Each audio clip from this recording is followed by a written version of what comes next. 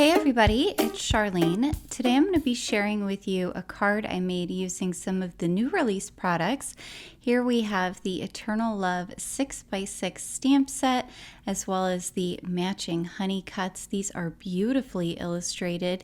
And you can see here I've taken the big cluster of peonies and I'm going to stamp them out in some intense black ink. Now this intense black ink from Honeybee works great for alcohol marker coloring, which is what I'm going to be doing today. And I'm going to share with you my tips for really making your large floral images like this pop when you're alcohol marker coloring. I am going to be using my Olo markers. I'm starting out here with 5.1, which is my lightest color, R5.1, and I'm going to color in the entire first floral. Now, a couple of things here. I'm adding some 5.3, which is actually going to be my mid-tone. So I'm going to have a slightly darker color after this. But I'm really going to put all the shading that I want using the 5.3, and then I'll just take the next darkest color, which is the 5.5, and I'll really highlight those shadows. So I'm almost dotting in those areas, and I'm not going all the way through where I've colored with the 5.3. Now I can come back with that 5.3 and blend out the 5.5, the darkest. So I did the entire flower with the lightest, then I did my medium color, so it was slightly darker, my mid-tone, and that's where I put the shadows, and then I used the very darkest color, which was the 5.5, just to really get in those spots where I wanted a dark shadow. So you can see here again, I did the whole color.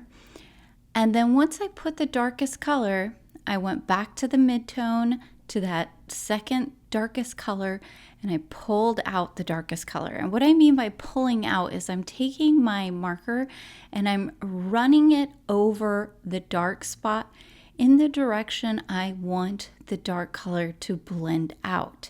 So it's going to get pulled by the alcohol ink that is in the marker. That's going to be going on the paper, and then the motion of where I'm pulling is what's going to cause it to blend in that direction. Once I have done all of that, I do come back in with the lightest color again, the 5.1, and only hit the highlight areas. I'm not going over the whole image again. I'm just going back over those areas where I want it to be the brightest. For my leaves, I'm doing something slightly different. I'm using YG 8.3, 8.5, and 8.7, but I'm starting with the light, then I'm going immediately to the dark, pulling that out with the second darkest color, and then again hitting the highlights with the lightest color. The only other spot to color is the stems, and I'm going to use my darkest color there, the YG 8.7, and that's all because it is a very small space and there's not a whole lot of room to get in there and color. Now, in terms of where I'm putting my shadows, there's all kinds of different ways that you can do this. What I'm choosing to do for this particular image is that I'm just thinking about how would the shadow be thrown if the light was coming from overhead. Now, here's a few tips about other reasons you might want to shadow an area.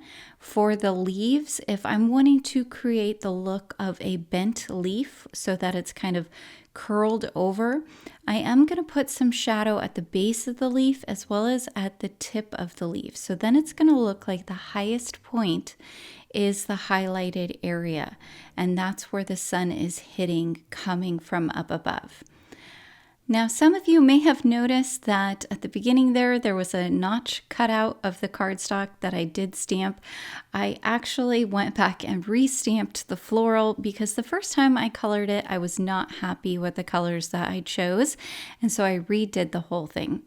Now, here is another tip to help your stamped images really popped that are colored, is to put it right back in your stamp positioner in the exact same spot and re-stamp with your black ink. Now, you do need to be careful when you're doing this because you want to make sure that that piece of paper is right back in the same spot, or you're not going to get the stamp to line up with the image. But adding that extra layer of black ink once you are all done really is going to darken the stamp lines and make the colors pop off the page. For the next step on this card, I am using the new Eyelet Lace 3D embossing folder and coordinating die set. So you have this beautiful embossing folder that has these polka dots over the whole thing, and then it has some kind of lacy detail on the edges.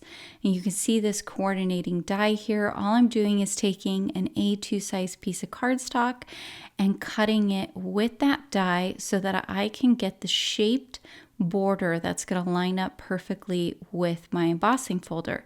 So now when I ran the whole thing through the embossing folder, you can see I have all of that lovely lace detailing at the bottom. And this is really pretty on either side. So you could use either side of the embossed image for a card. This would look gorgeous with some ink blending, lots of different things. I chose to keep it simple for this card and just go with some white cardstock. Now I have that beautiful detail edge there, so I'm going to pick out a piece of pattern paper to use that's going to peek out from the edge on my card. So I've gone through the Textiles and Texture vintage paper pad, and I've used this before in other videos. It is a beautiful paper pad. It has all of these lovely textured pages that just are really going to work well for your projects. I chose this one that kind of has a material type look to it. Maybe it's some burlap or something along those lines. And then I have gone ahead and glued it to the front of my A2 size card and just glued my embossed piece right over the top of that. So now I have that fun little detail sticking out there at the bottom. I did go ahead and stamp a sentiment from the exact same set. It says, "Thank you for being you," which is just a very sweet, simple sentiment. And then I went ahead and I die cut several extras of both the floral die as well as the die for the sentiment. So that way I could layer them up and create some extra dimension on this card. So I cut out 3 of the floral piece and I cut out 3 of the sentiment piece, and then I just layered those with some liquid glue. And then I'm going to go ahead and glue everything down directly. That dimension is really going to add a lot to your card, and this will still be easy to mail. Plus, because I didn't use foam tape, I don't have to worry about any edges bending because those pieces are going to be really solid.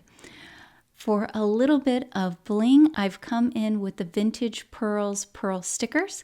These are beautiful. They coordinate perfectly with the paper pad. And I've chosen the light pink color, which is going to complement the lightest pink that I've chosen to use in the peony. All right, here's my finished card. I hope you guys picked up some tips and tricks today. Please be sure to like and subscribe, as well as hit that notification bell so that I can continue bringing you more crafty content in the future. Until next time, happy crafting.